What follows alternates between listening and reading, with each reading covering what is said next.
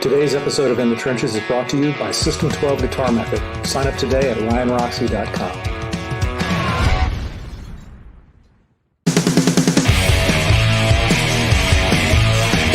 In the Trenches with Ryan Roxie. Hello, hello, hello, hello, and welcome to another live stream episode of In the Trenches. I am your host, Ryan Roxie. What is happening, folks? It's been a good one. We are back to being live, and I couldn't be more excited about it today. I want everyone to hit that subscribe button if this is your first time coming on in. If you are listening to us on one of the Apple or Spotify or Google podcasts, thank you very much. We love you to listen to our voices, but we want you to see our faces. We do. We want you to see and get into the chat. And where do you find that? It's either on Facebook Live or it's on our YouTube official channel right now. And so we have you guys all filing into the chat right now. Let me talk about today's guest. All right. All right. First of all, welcome to In the Trenches. All right. And we've had, you know, on the show, we've had many musicians, entertainers, comedians, even intellectuals.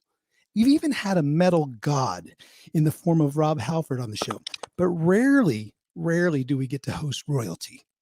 And our guest today is royalty. Our guest today has been a huge pioneer for females who play heavy metal, hard rock, so much so it has earned her the title of Metal Queen. So would you please welcome into the trenches the queen herself, Doro Pesch. Hello, Doro. Hey, good to be with you guys. How you doing? Out of the gate, man. You are one of those artists, Doro, that has made this transition from a two-named artist, Doro Pesch, as many people know you, and now you made that transition just to Doro, just like Prince, Sting, Seal, Madonna. What is with the one name? Do you enjoy having that one name? Because I think someday I might want to become just Roxie. Roxie, yeah. Oh God, yeah. Go for it. I think it sounds great. Yeah, actually, I tell you, there's no reason behind it. My band was called Warlock, and then we had some trouble with that name. And 20 years later, I got the rights back, and then everybody said, "Well, call it Doro or Doro Pesch," and I thought, okay. But I want to. You know what? That's one of the most. I've always heard urban legend about that. And you know what? What a better way to start the podcast than with a little controversy, I think, folks. I want to hear that transition time between Warlock and then the decision to go Doro Pesch and then just plain old Doro, because I was wondering if it was a name change just for the sake of having a name change because of record labels, etc., or was it a complete mindset? So what's the real story behind that? Yeah, the real story. Roxie, we formed in 82, and I had many bands before, and then in 82 we formed Warlock, and we could tell, it had some magic. And then we did our first record. It was Burning the Witches. Then it was Hellbound. Yeah, I see the guys. That was my lineup in 87, 88. Yeah, and then we did many records. And our third album, it was called True Steel. It got actually a worldwide release, which we were always hoping for. And I wanted to have an American manager. So we found somebody, and he had an American passport, but he was from Switzerland, and because we couldn't speak English that well, so it was very good that he could speak German and English. And we had a European manager as well, and he was actually a friend of ours. I really liked him a lot. He did really great stuff. He brought us the Monsters of Rock festivals in England, Germany. We hopped on tour with Judas Priest in 86 and W.A.S.P in 86 in the UK. It was all great. So then we went on tour in America, and actually it got a little bit weird between the two managers and stuff. And then we recorded this album, Triumph and Agony, this one, which we're just working on the live album, the live Triumph and Agony. We're just in the finishing touches. anyhow, we did this album, Triumph and Agony, and then we went on tour in Europe with Ronnie James Dio, and it was a great, it was a big success. Everybody was, like, we couldn't believe it. We were a little tiny band, and then suddenly it was You're on tour. Yeah, yes. huge, big show. And then I was on tour, and my American manager, Alex Grobe was his name. He was a great guy, heavy hitter. He said, Doro, the European manager left. And I said, really? Why? We are just, we're just making it. And he said, well, I don't know. We didn't talk about it, nothing.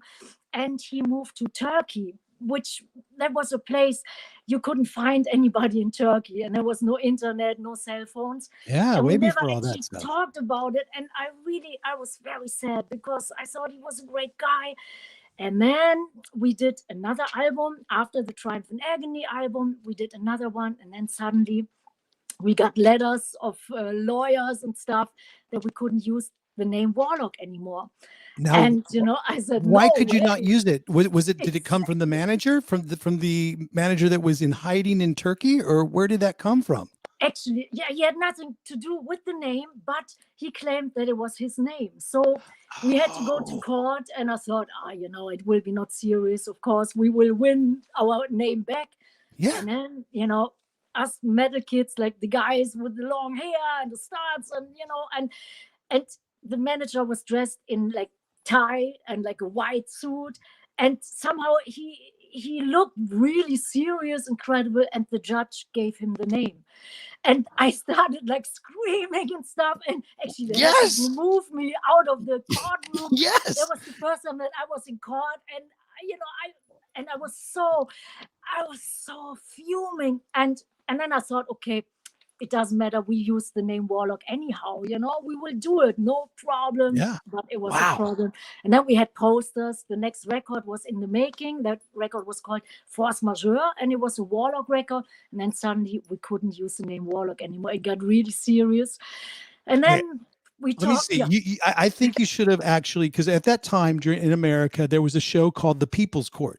And I think you remember the People's Court, and I think you should have taken him to the People's Court, because the people would have obviously sided with you. But this sounds absolutely. But this one, it was so unbelievable. And then, like in Germany, when you want to fight again, you have to put so much money on the table to even get a second chance.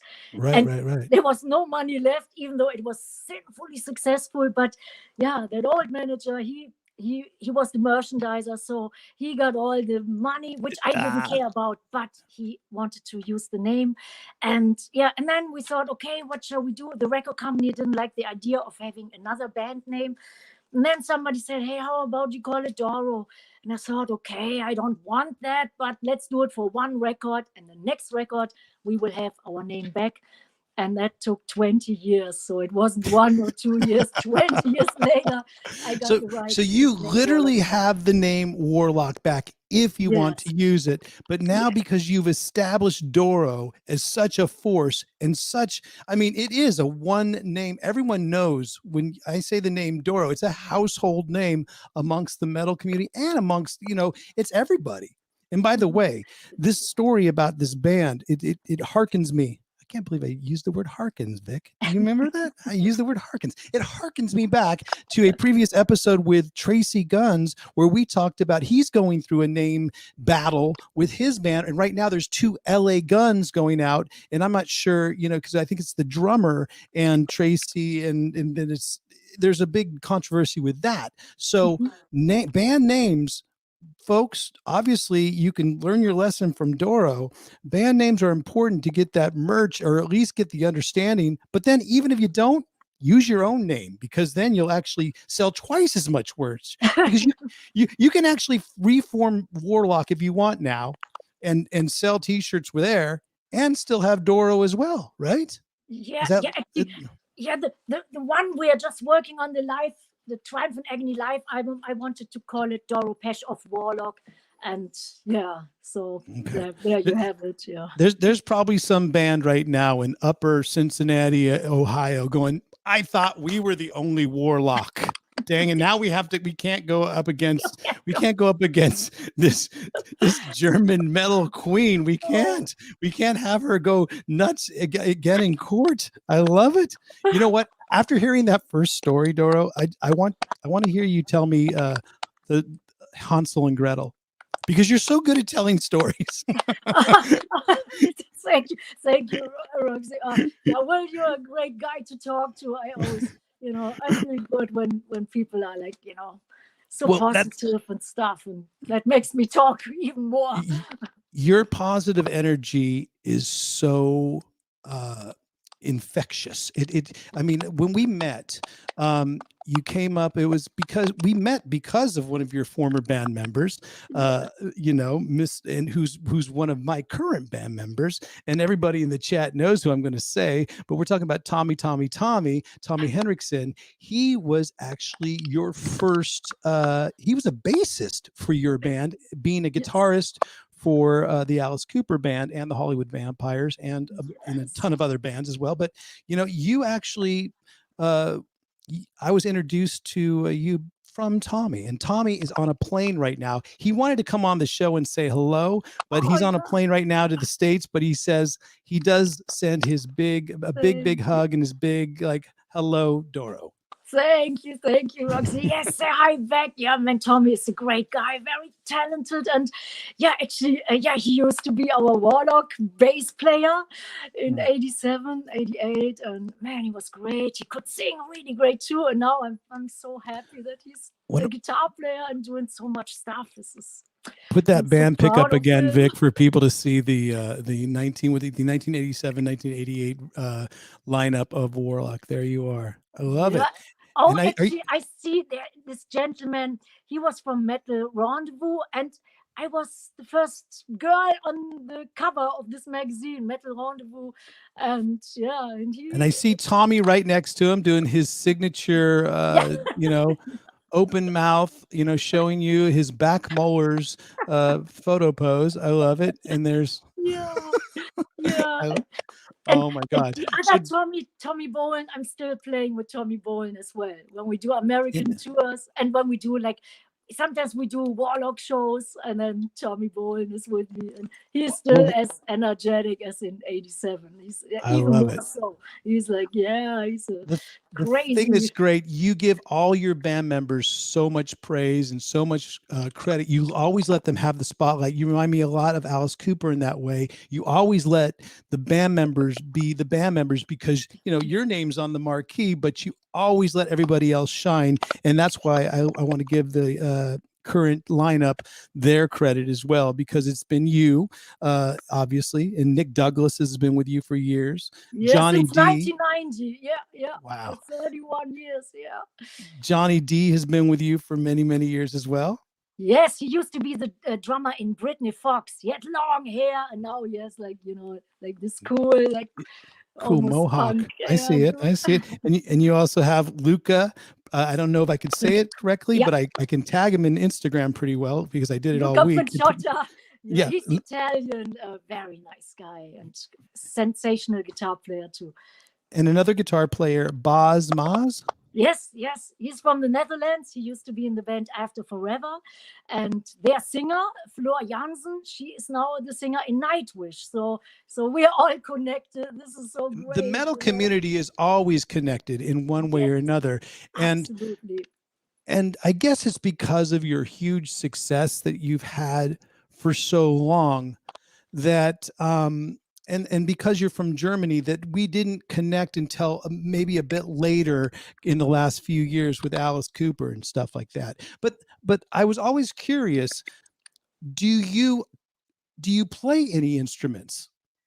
Well, I play a little bit guitar. I grew up playing the piano, and now since we had so many lockdowns, I'm playing more and more guitar, but nice. But not on stage. There I just sing and make the fans feel great. So that's like, Have you ever air guitared though? Have you ever pulled like an air guitar or done anything like that in a video? No? All right. No, actually, no, not yet. I'm going to teach you. I'm going to give you the System 12 so that you'll get that foundation with your bar chords. And I'm telling you, I'm going to get you up on stage playing guitar. You're not only going to sing Schools Out next time you're up on stage with Alice, I hope, and you're going to play guitar on it too. All right? Oh, please. That's our challenge. Ryan, you're very kind, but oh no. No, we're going to get you playing guitar. I tell you, well, not on stage, but air guitar. Oh God, that's so much fun. Probably when I would be totally drunk, then I would do it. But I don't drink much, so it's rare. I love it. So let's talk a little bit about what is currently going on, because it's happening very, very soon. And that's why we have this live chat. And you got a lot of folks that are excited about it's a reissue of the album Love Me in Black. And the album Love Me in Black, ironically, is coming out on double white vinyl. So I want you to explain what this is all about and how did it all come about, and how excited you are to release it. Yeah, actually, it was one of my favorite records. We worked 3 years on it, and it was a time when metal was not doing so well. It was 98. We started in 95, 96 producing this album. And then I went to the record company in America and I said, well, I think this record is really awesome. I think this song could be the single and the song could be the video. And, and then I said, well, is it grunge? And I said, no, it's not grunge. They said, well, it has to be grunge because, only grunge sells. And I said, no, it sounds very unique, very modern, kind of industrial, but it's beautiful. And I said, well, we can't release it. The times are, if it's not grunge, we can't do it. So I was heartbroken, and I thought this title song, Love Me in Black, is such a great song. So I actually talked to Warner Brothers, and I asked them if I could release the vinyl, like it was only released on CD. And I said, yes, do it, go for it. And now it's double vinyl in white. And do you have a copy of it with you? Yeah. Oh, there it is. And wow. And I love it so much. That's a great album cover too. Yeah, it was just a black and white photo. But sometimes black and white is like, I think those are the best. Yeah. Yeah, sometimes. Yeah, so that's coming out on the 30th. I'm very happy, and it never got officially released in the States. So I'm hoping that some diehard American fans will go. Which you have so many diehard fans, and I wanted to ask you about that. Do you think the reason why your fans are so dedicated, diehard, is because you are so dedicated and diehard into touring? Is that the reason you feel, or what is that bond that you have with your fans? Right. It's something like, it doesn't sound cool, but I think the real truth is it's love. I love the fans. I love the fans more than anything in this world. I love them so much. And that's the reason why I always, I can go 24 hours when we're on tour or when we do a gig. I always give it my all. I always treat it like it could be the last gig. And then, of course, next day, when you have another gig, the whole body is like, like aching, is shot, bleeding, bruised. But I love the fans. And that's my life. I live for the fans. I always have. Even when I started, when I was like, I started when I was 16, and then when we started with Warlock, I was 22.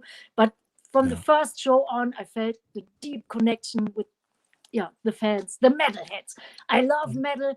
I love, like, to me, the music or metal music is freedom, like from super hardcore to, like whatever, melodic or great sensitive ballads. I love it all, but you have to be metal. I think metal is in your heart, and I connect with them metalheads, and that's why we have such a strong bond, and that's the reason why I could do it for such a long time. Actually, I didn't think I would do it for such a long time. I thought I would die when I would be 25, because I was so exhausted and so, like, who were those early bands? Because you obviously have this passion for the heavier music. You always have. Who were those early bands that really convinced you that, you know what, I'm going to go up there and I'm going to do exactly what they're doing, but I'm going to do it with my twist on it? Yeah, actually, to be honest, when we started out, we didn't even know that we would be a heavy metal band. It was in 1980. I had my first gig in 1980, and there were lots of punks there and some metalheads. And of course, they got in big fights because back then it wasn't so tolerant. Now everybody, is like hanging out together. But back in the day, I almost got killed on my first gig. It was really unbelievable. So we didn't even know that we would be a metal band. And then later on, when the metal scene was growing, then I saw my first bands I loved. My first rock concert was Whitesnake, then Judas Priest, Dio, and then we played with all And of then you them. play with those bands. How great is that? Oh, yes. Oh, man. Dio, oh God, I loved him. He was my absolute hero. And yeah, we were great friends. And Lemmy, I was a big Motorhead fan. Lemmy Well, we're going to talk about Lemmy because you know what the people want to know about Lemmy. That happens a little bit later, but we are kind of going a little bit all over with our segments. But this segment that we're talking about right now is a little one we call "Let's Get Back to Get Forward." So we're talking about a little bit of Doro, Pesch, and the sort of road to the way up. Vic?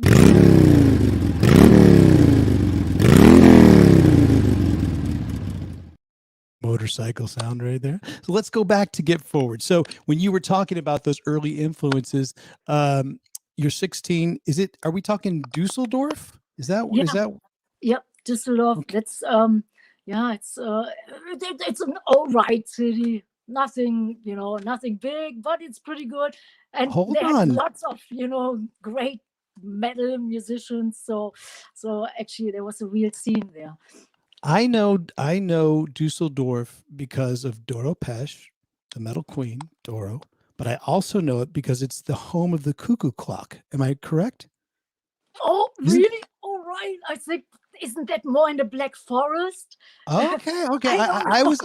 I just thought Dusseldorf. I would maybe it's urban legend. I'd always been told that when we played Dusseldorf, that they were the place where if you wanted to buy a cuckoo clock, because Greg Smith, the bass player of Alice Cooper at that time, actually bought a cuckoo clock in Dusseldorf. He said, "Well, this is where they make them. This is where they invented the cuckoo clock." And I'm sure our chat is going to go crazy right now. But isn't it true that Dusseldorf is the home of the cuckoo clock? You're saying no? Wow.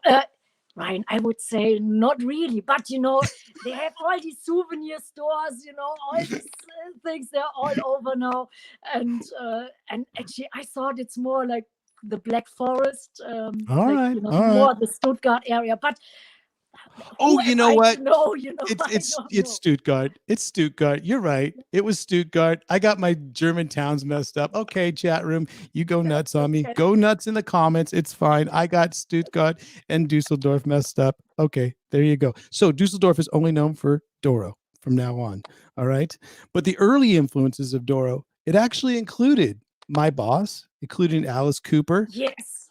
Susie Quattro, perhaps. Yes. The Sweet. Yes, the Sweet. Borrow Blitz and stuff. Oh my God, yeah. So some glam in there, and then when you throw in a little glam and rock and roll, how about maybe Little Richard as a primary influence? Actually, yeah. The glam rock times, T-Rex, Mark Bolan, T-Rex. That was one of my biggest influences too. And when I was about 3 years old, I fell in love with music, and it was Little Richard, and the song was called Lucille. And from that day on, I tell you, I was, I was sure I want to become a singer. I want to become a musician. And my parents, they thought I would be crazy. But yeah, I was very, very small and young, but I knew what I wanted to do. And yeah, and then with 15, 16, I actually had my first band. And then there was no stopping. So yeah. Have you always felt it yourself? Like, wow, that's a great picture, Vic, that you just put up. Yeah, actually, that was my very first band. You see, there was a tiny little gig, and that was called Snakebite. And of course, my guitar player, he was always fiddling around with the guitar. It was always out of tune. So, and that was Snakebite, and that's when it all started. And we never planned on doing a big career. We were just having fun. Sometimes we were rehearsing naked because everybody was like having such a great time. And we said, hey, shall we rehearse naked? I thought, wow, I never did it before. And then we did it, and it was awesome. We never That's did exactly it something that three guys in a band would suggest to the female lead singer. That's exactly something that they would do. But go back to that picture if you can, Vic, because, you know, Dusseldorf might not be known for the cuckoo clock, as I've been corrected, because it is Stuttgart. But you know what? You're one of the early bands that had a dry ice machine. Are you kidding me? Where did you get the dry ice? Yeah, I love it. Right. God, that was sinfully expensive. And we even had a little backdrop, which we painted ourselves. And I was driving the tour bus. I was always driving. My dad was a truck driver, so I was driving the guys and the equipment. Sometimes my dad, he was driving us. And but dry ice. I'll tell you one person that probably didn't back the naked rehearsals. That would be your dad, the truck driver. He probably wasn't really 100% back on that. But did you already know? They didn't know. My parents didn't know what was going on. No. Oh my gosh, I don't want to make it exclusive now. Let me ask you this. As far as being the leader of the band, because it's Doro, it's Warlock. Everyone knows that Warlock is your band.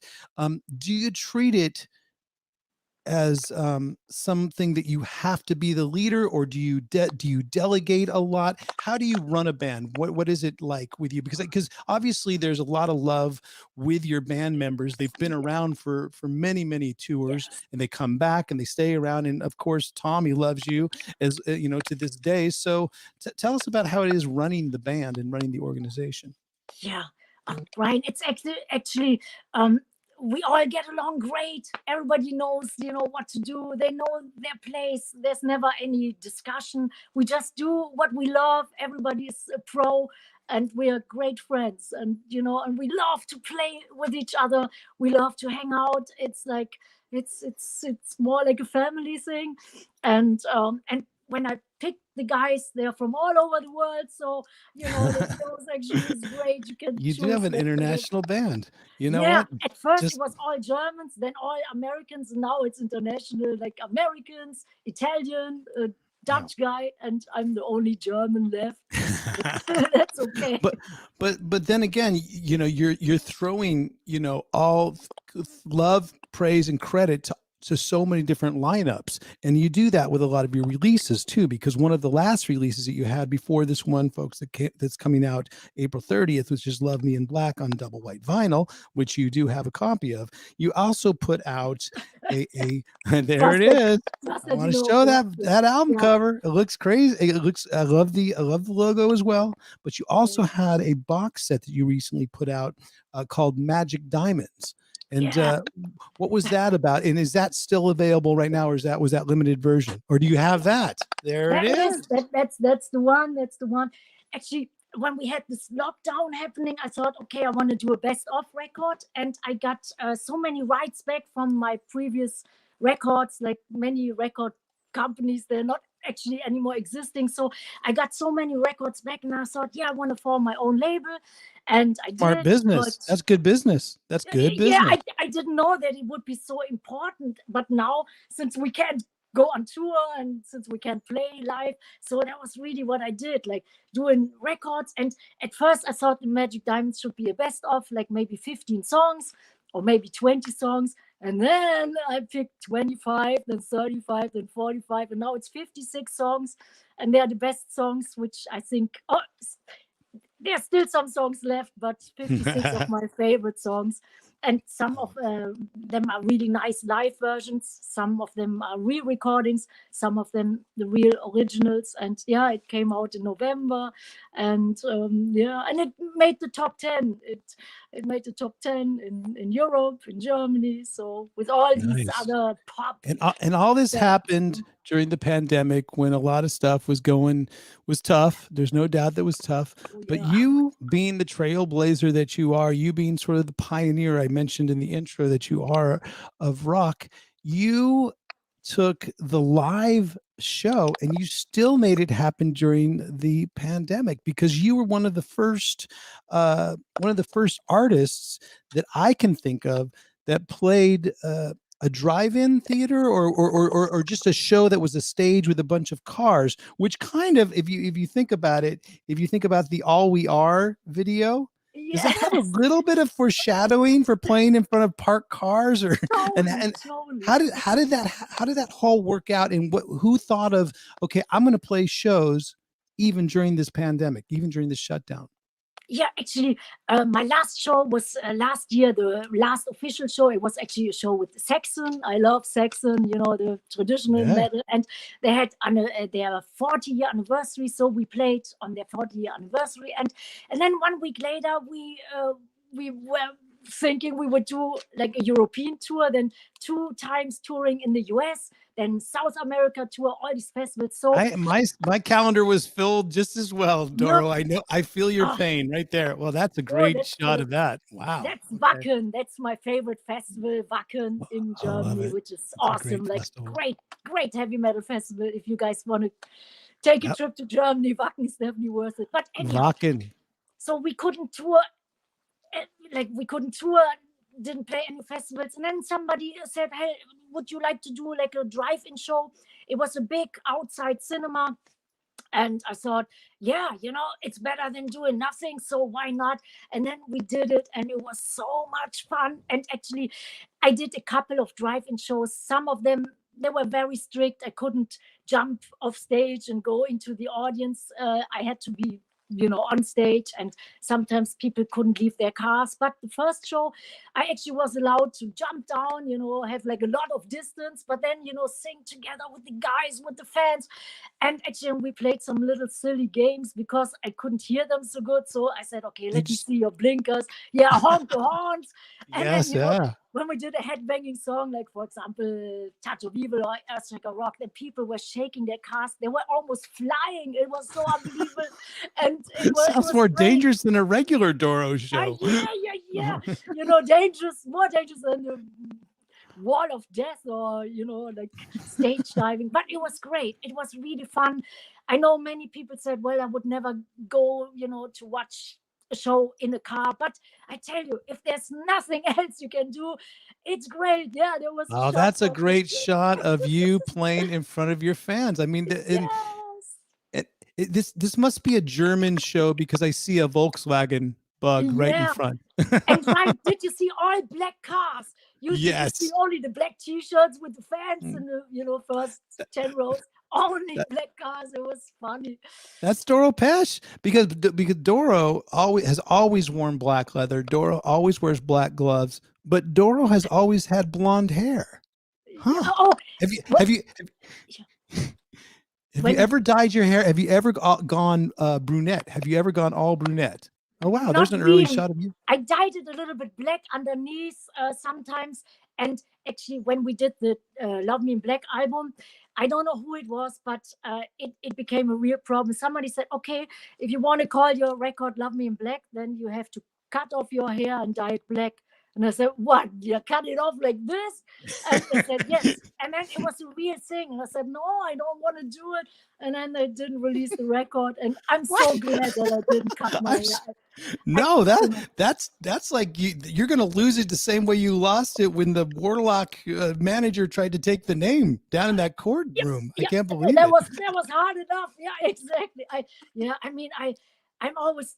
I think I'm always a good team player, and we can talk about everything, but enough is enough, Yeah, don't cut Doro's blonde locks out. No way. No way. No. I'm glad you stayed blonde. It is hard to make people understand when, for example, with the major labels, they always wanted to have you more pop, more commercial, and I said, no, man, I want to stay. My old self, I want to stay that way. I don't want to change. I'm not a fashion, clown. But no, sometimes I said, well, that's your appeal, though. But you have to change. We have a new record out. Probably. There was a movie I did.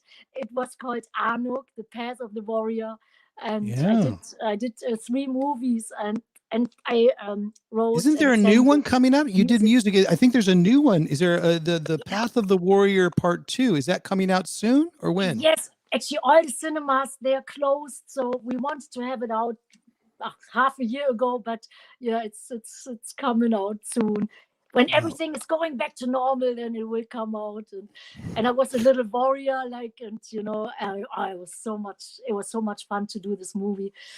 Well, I'm glad that you've stayed true to you are. You've stayed blonde. You've stayed heavy Thank metal, and you've Thank had different different types of careers within that. And when you have dipped your toe into acting, you've remained blonde. You've remained Doro, because I've had a kick. I've been watching these Throwback Thursdays you put up on your Instagram, and you were on one of the longest running soap operas. Now, I only know this word because the Alice Cooper bassist Chuck Garrick yelled it out of a window. "Dat is verboten!" And so this show is called Verboten Liebe.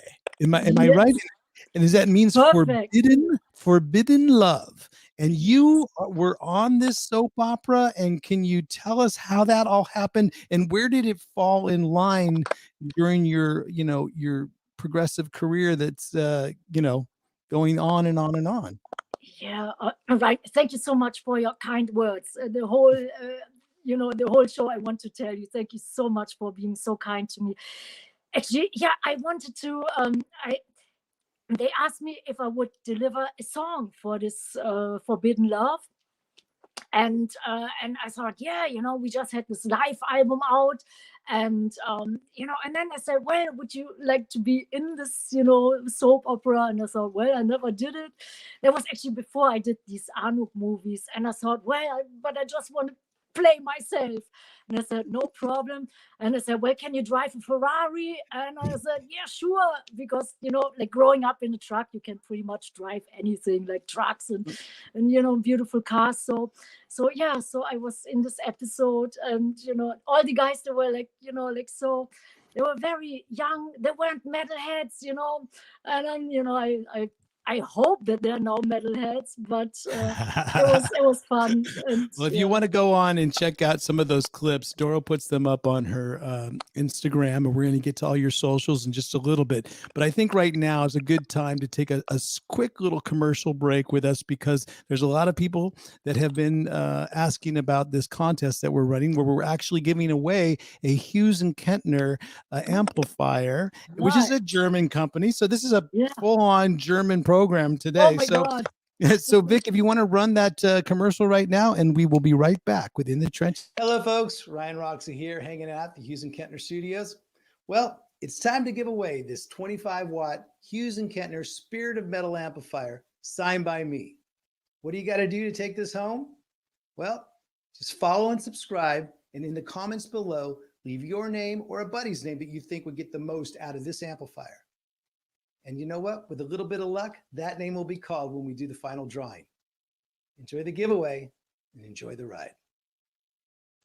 See, that was quick. That was just a little quick commercial for we're giving away a Hughes and Kettner amp, and we will be giving it away. I just heard from the company that it'll be not next week, but the 11th, I believe. We will announce the winner on the In the Trenches podcast. So you'll have to be in the chat and be on it. But subscribe now, folks, if you will, because we are hanging out in the trenches with Doro, the metal queen. And we are just sitting back talking about good times, old times. And there's so many things I want to talk about. But you know what? We've reached a point where we have to let the people speak. And this is where your fans brought in questions, and hopefully you'll answer a few of them. So Vic, will you run that? Yes.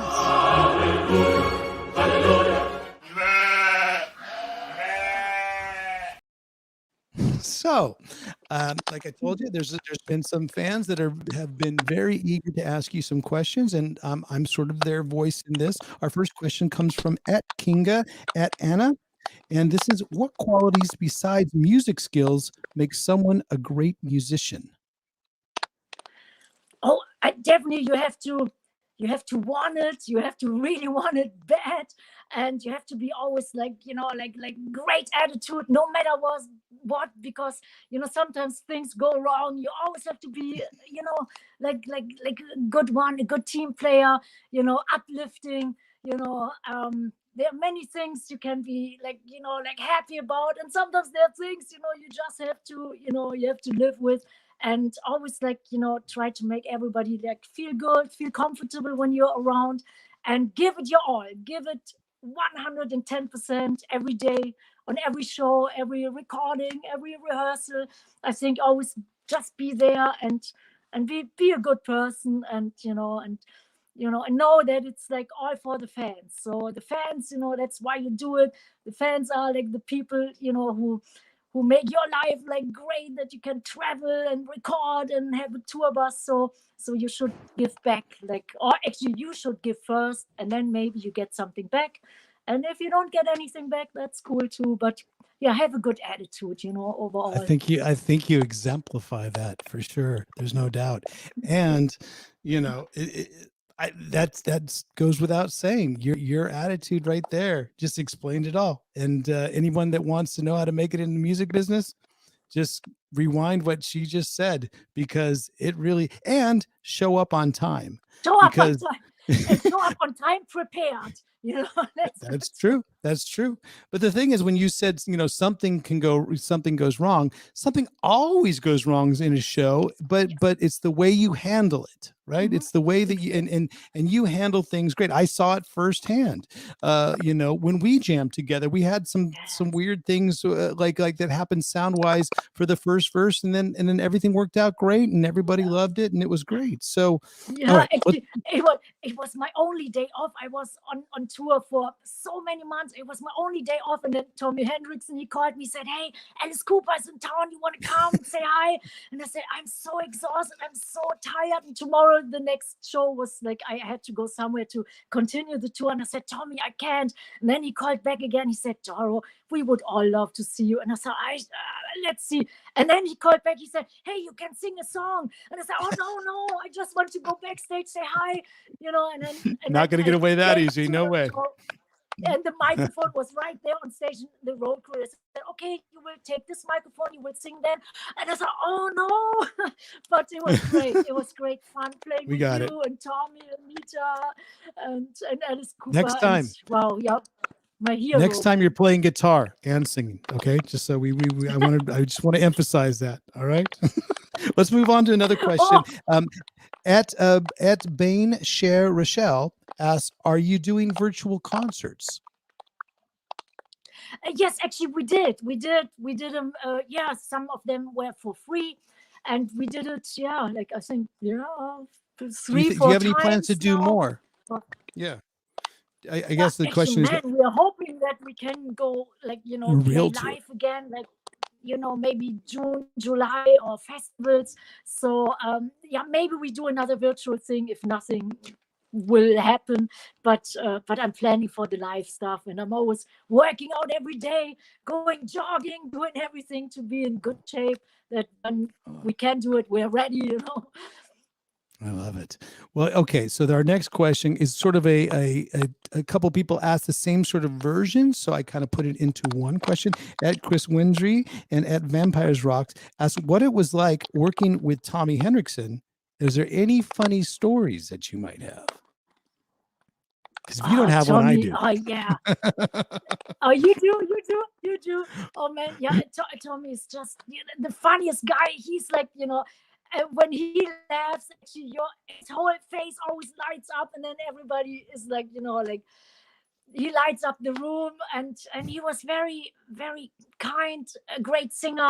I don't know, I couldn't tell you any, like, weird stories. So you tell me, right? Well, the thing is, when you guys played together, there wasn't anything. I don't think there was Starbucks at that time, because I'm not sure exactly when Starbucks started, but because now, when any single morning that you can wake up, he's like, "Where's the Starbucks?" Those are the first, the first 3 words out of his mouth is, "Where's the Starbucks?" And then he's on a search for the Starbucks. So that's every morning thing. I guess that didn't happen when you guys were playing in the band together.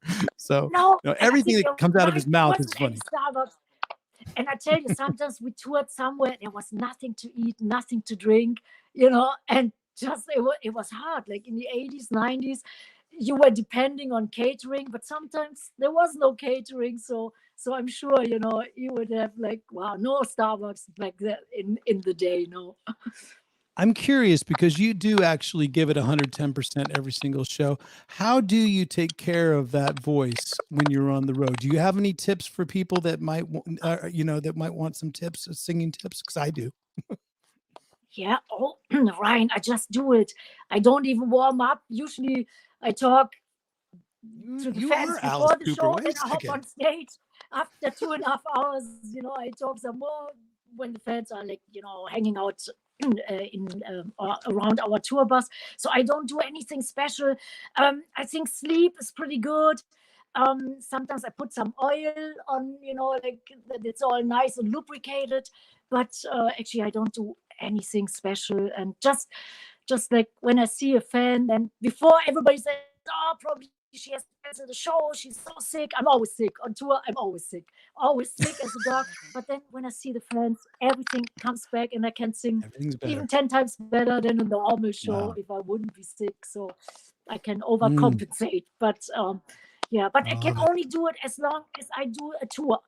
And then when the tour is done, then I'm totally in a coma, and everybody is worried that I would survive. So yeah, the tour is it, So- but afterwards, oh my God. So the way to stay healthy for the rest of your life is to always be on tour. I love it. You have you are Yes. Alice Cooper. I swear to God, you are. That's crazy. Yeah. All right. Yeah. I mean, I know him since 1972. I think that was the first time that I heard of Alice Cooper, and I fell in love right away, like the Susie Wow. Quadro, Alice Cooper films, and yeah. One of those first original albums. I love it. The original band albums. I love it. Well, we're going to move on to @Becky_Hawks. She asked a question. The most interesting thing you have signed, because I'm sure people, at meet and greets, people always give you something to sign. Do you have anything that's been strange that you've had to sign or maybe refused to sign? Yeah, what one time somebody just said, "Oh, can you make a little signature on my pants?" And I said, "Okay." And I thought maybe the jeans, and then he pulled down his pants, and I thought, "Oh no, man, no, you I don't want a let's tattoo think there. of something else." Yeah, it was You don't- actually when I saw W.A.S.P, I was driving to a W.A.S.P show with the guys in my band. And then this guy asked me, and then the guys in the band, they got so mad, I think they wanted to punch that guy, and then, but I thought that's a little bit too much, that's like, yeah, I signed That was- everything, but not Yeah, everything but that. But I do remember hearing a story about how Blackie Lawless actually really did take care of you on one of the earlier tours, because you were saying that you do get sick on tour, and these are back in the days when perhaps you didn't have the dressing room. And tell us about this story with Blackie Lawless, because you always really look fondly back on how he did, take care of you. Yes, Brian, yes. It was my first tour with Judas Priest, and it was like big venues, and and everybody had a dressing room, and it was a European, like I guess every gig was sold out. It was always 20,000 seaters, and the end of the tour was in Scandinavia, and we played all these big ice hockey venues, and I was watching the soundcheck of Priest every day. And the road crew, they said, "Well, Doro, don't walk on the ice because you might get sick."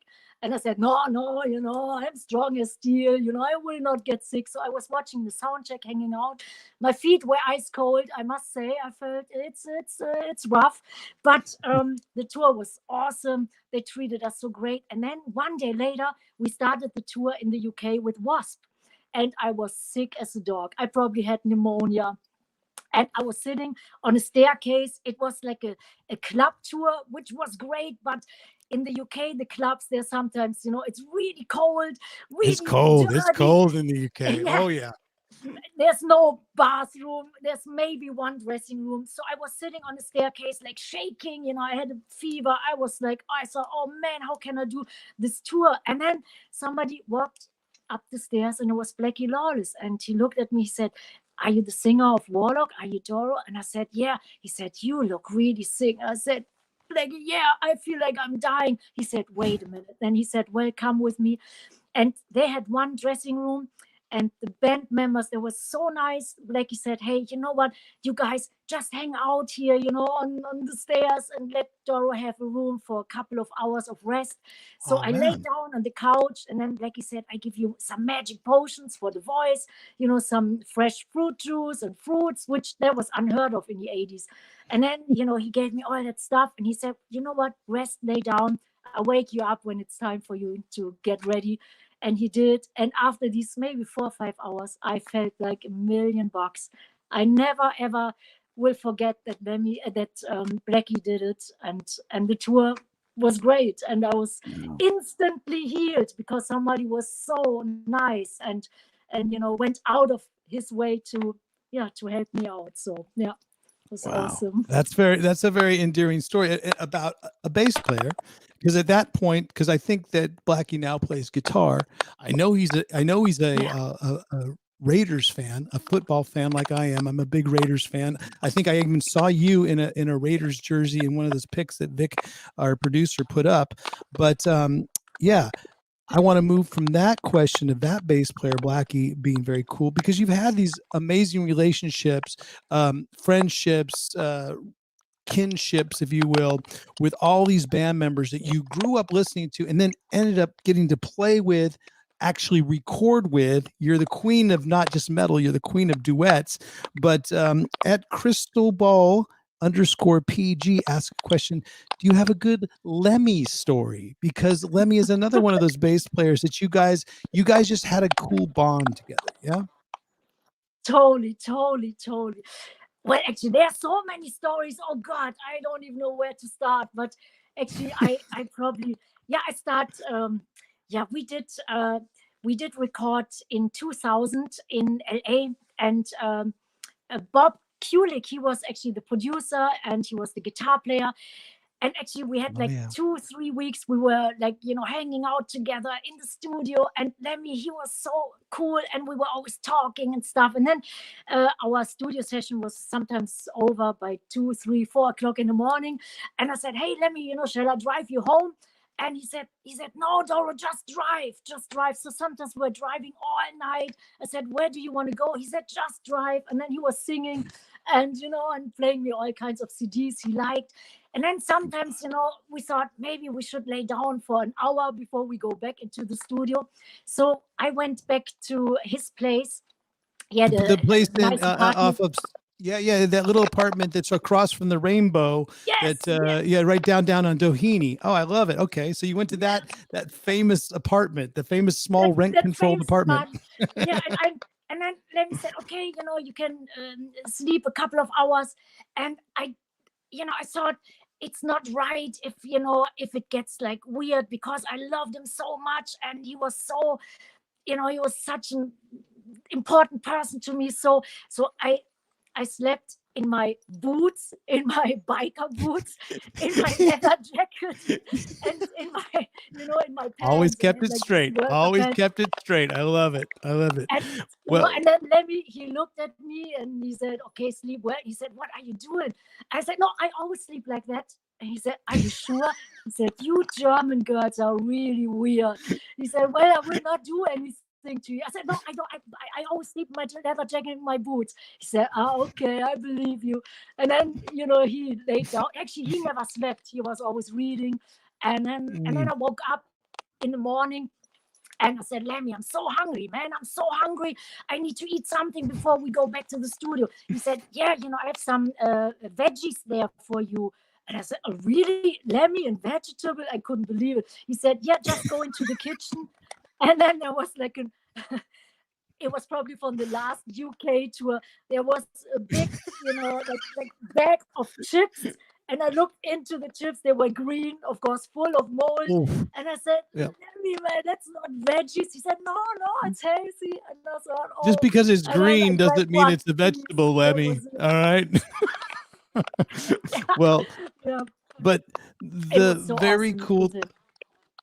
I know that you have more stories, and but the one I want to bring up that I've heard a rumor about, because we have a guest coming up next week, and I'm not sure if you know of Ricky Rackman from Headbangers Ball, but Vic, you can put up that thing for next week. Next week we're going to have Ricky Rackman on the, in the trenches, which is great. But now we can take that down because we do have Doro with us. But both of you have actually, I think I've heard a rumor that you have received a bullet of Lemmy's ashes. And tell us how this came about, and did you receive it out of the blue? Were you not expecting it, and Yes. what happened? Yeah, I received it out of the blue. I had no idea. And one time, my mom called me. It came to my mom's house, and I got this box, and it was actually, I didn't expect anything. And then my mom said, "Shall I open it?" And then she said, "Nay, I think you should open it." And there was a letter in it, and it was a beautiful letter, and it said actually share some stories, because it ends with like, so raise the glass, share some stories, and turn it up to 11. He was Lemmy. He played rock and roll. Don't forget him. And it was a gift. I don't know how many people got it, but I tell you, I was moved to tears too. I heard Ricky very sweet. got it as well, and he was like, oh man, he was so blown away, and that was the nicest gift I've ever gotten in my life. That's the bullet, and it's a bullet of Lemmy's ashes, folks. So and it's engraved with Lemmy, and wow.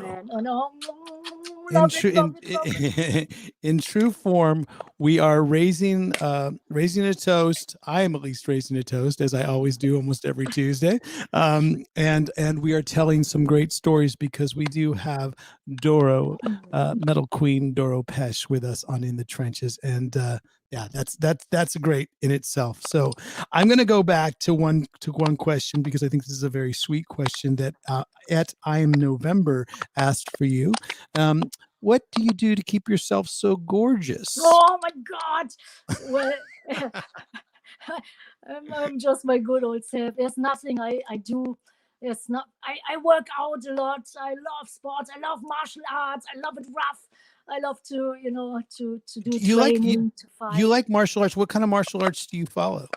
I started doing Thai boxing, and then I did Wing Chun, and lately I did Eskrima. Eskrima is like with bamboo sticks, and Wing Chun is like a kung fu thing. And it was there were two stories. Like, one was like that there was a nun, and she trained a small little girl who got beaten up by her husband constantly, and and she learned, she trained her how to protect herself and how to fight. And when somebody is small and thin, you definitely need some techniques. And Wing Chun is a great technique. And even on tour, sometimes we play somewhere, in really dark, bad neighborhoods. So I always have a feeling I can at least, defend myself and run away, And, you can always defend yourself. I like it. That's perfect. I hope, Do you watch UFC? Do you watch any women's UFC fighting? Do you watch any of that?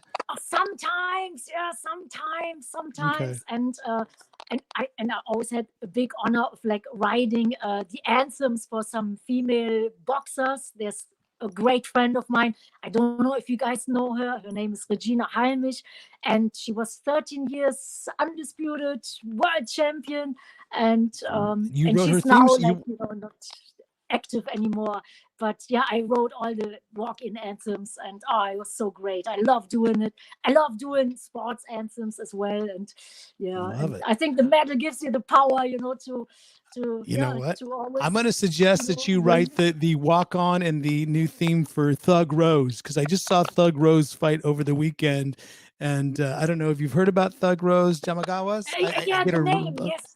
Yeah, but I get the last name just wrong. It's a Lithuanian last name, and I get it wrong. But I know her as Thug Rose. I saw the fight.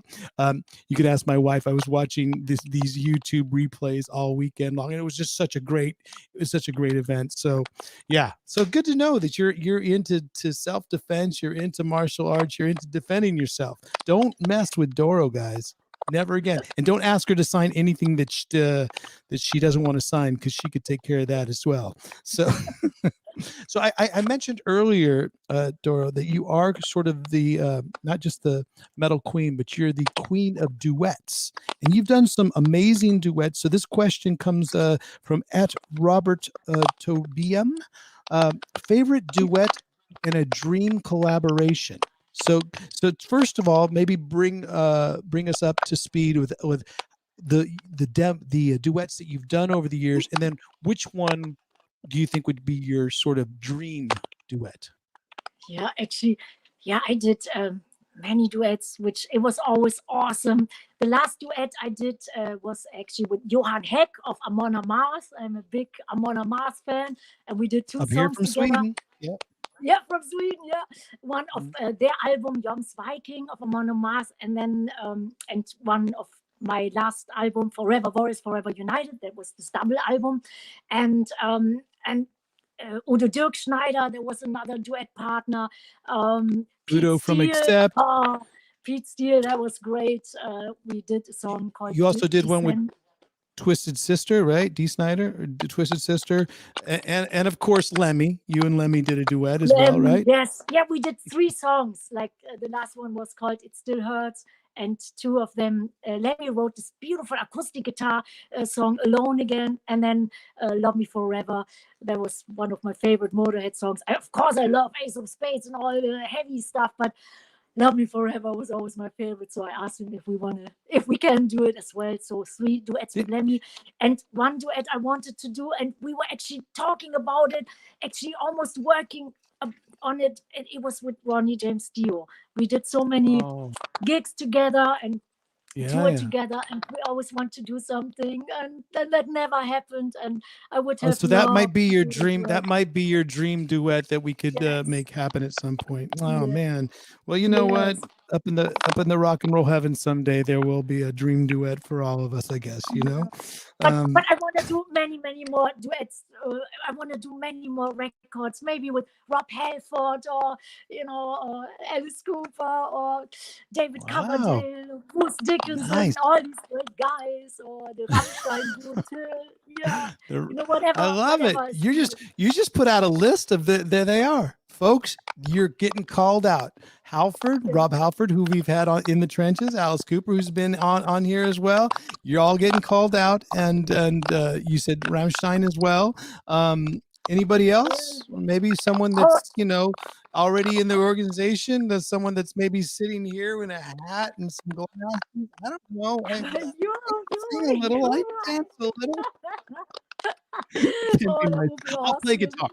I'll play guitar. Okay, I promise you. With any of these duets, play nice solo. Oh yes.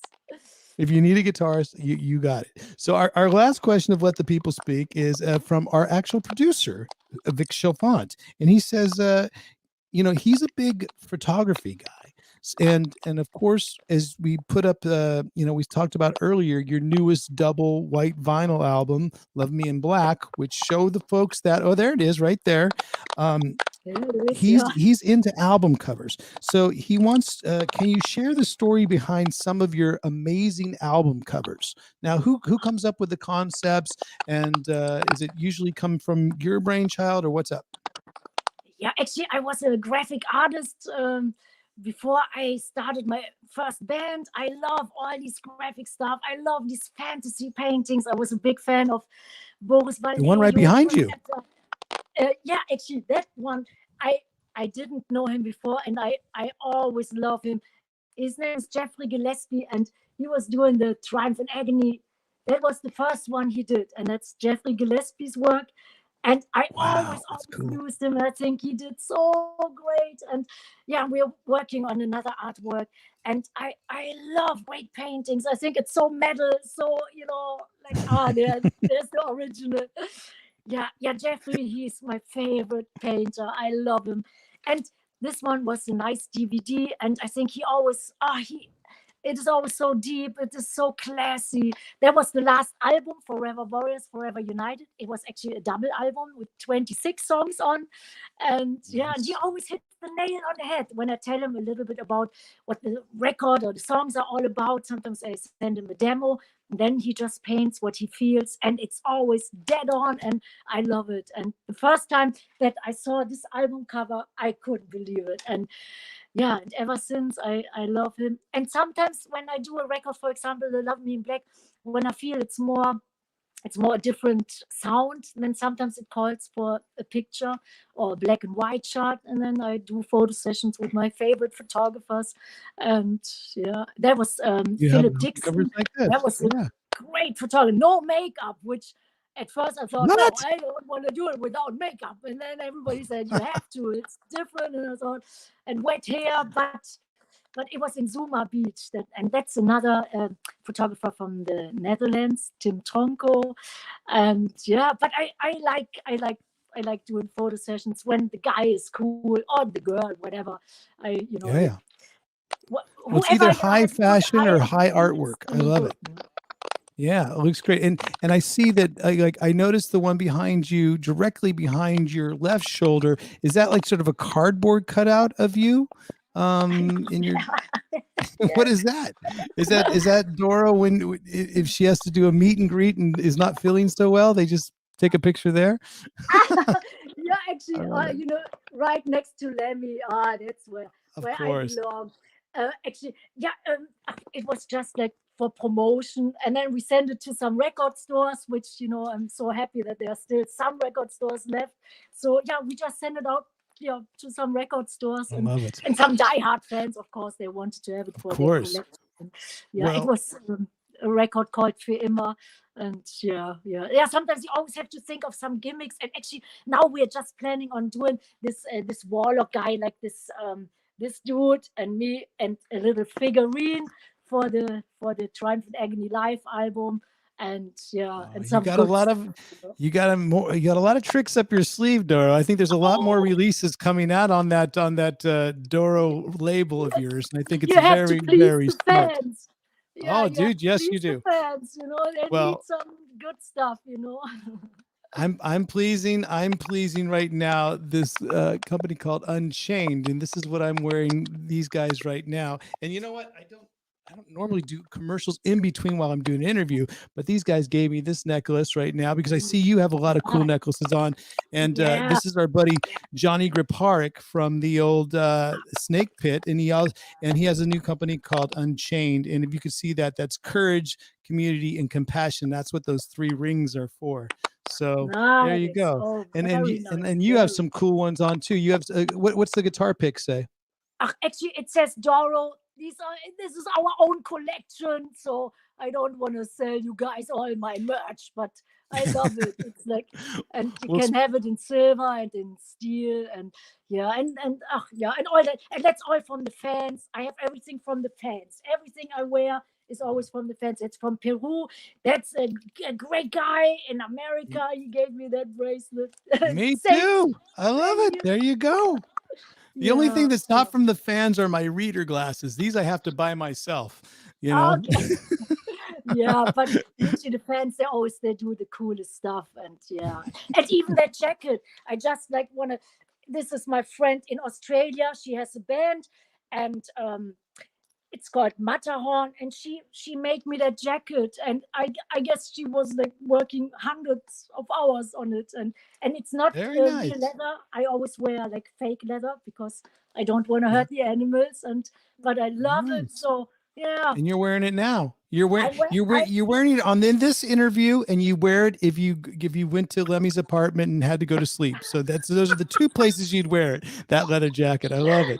So let's get to that point where we tell people how they can get the new double white album, Love Me in Black, that's coming out on October. Oh, there's your website right there. I want to get to this point where we talk about your social medias, because again, I know that on Instagram, it's at Doro Metal Queen.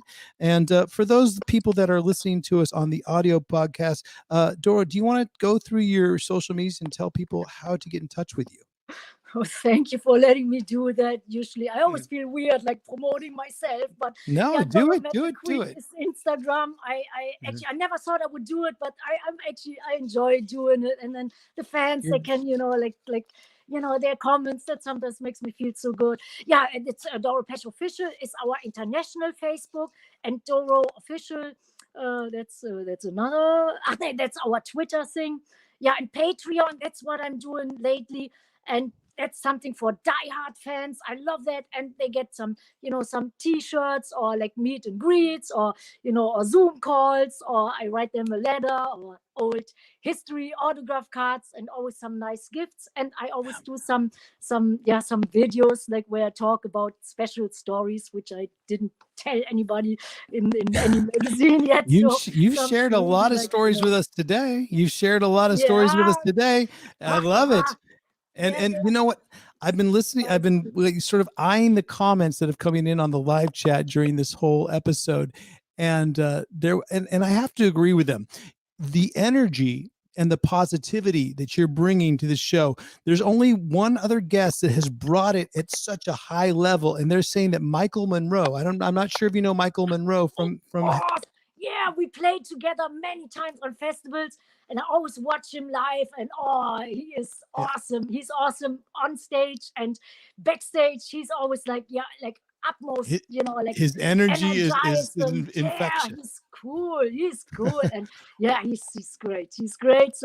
But thank you so much for being so nice. It's normal. And when we can talk about music, I mean, I'm in heaven, usually I don't care about other stuff, but music and artwork and all, and the fans, that's where my passion really is, like.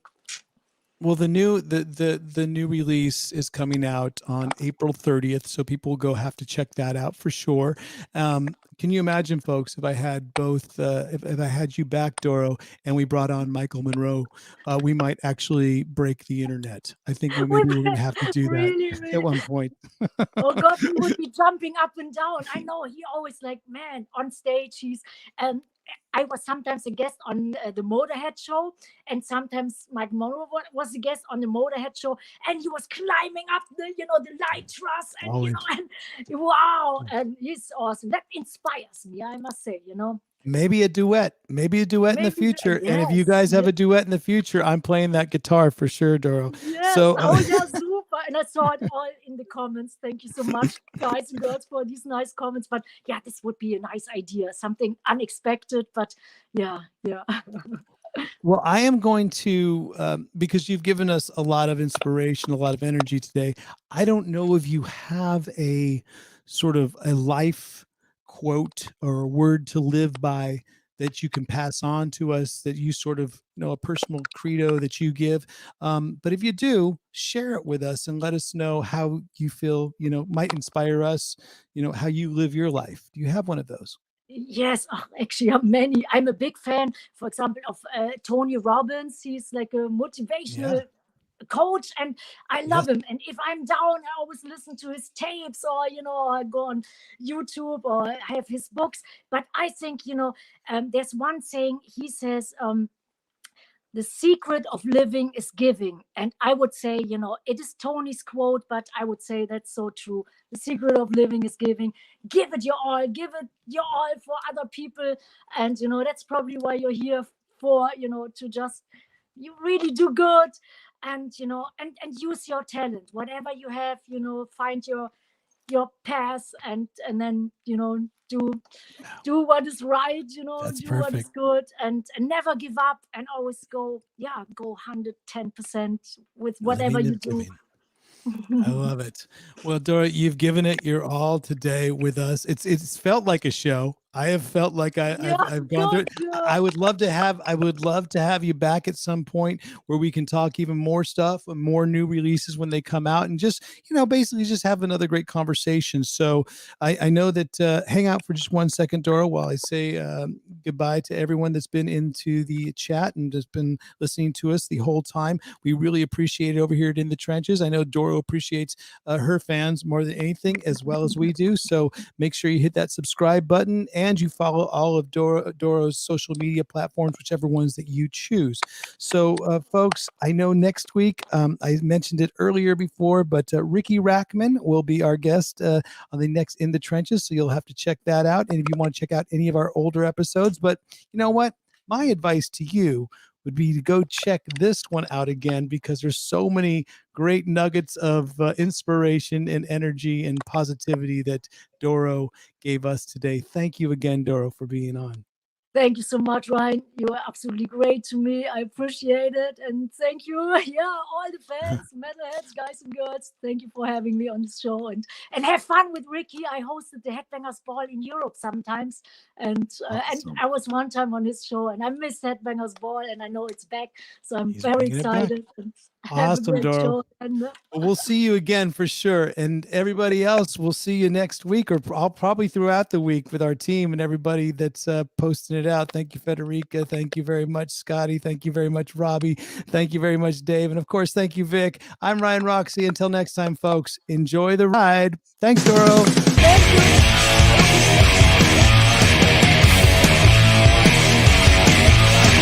In the Trenches with Ryan Roxie.